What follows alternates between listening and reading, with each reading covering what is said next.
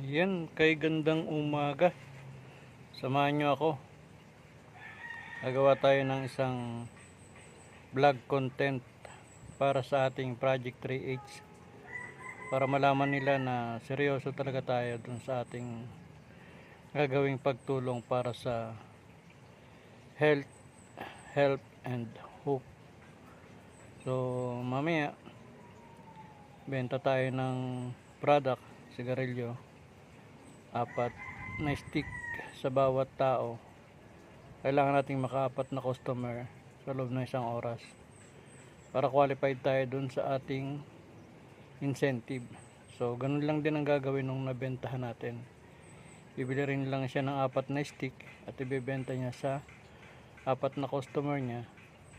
Dapat makapasok siya sa loob ng 1 oras na cut off niya para makuha niya yung maximum na incentive hanggang 20 incentive. Okay? So samahan niyo ako para meron tayong matulungan. So marami ang hindi naniniwala sa gagawin natin, sa sistema natin, pero syempre hahanapin natin yung gustong magtiwala, gustong makatulong at gustong matulungan para sa health ng bawat isa. Okay?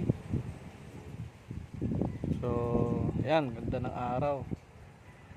So after natin ng sundo service sa mga bata, tayo ay maghahanap ng ating mabebentahan. So yun lang naman, 1 hour goal na target para sa 4 na customer na willing ding magbenta ng produkto para sa health at incentive ng bawat isa. Okay?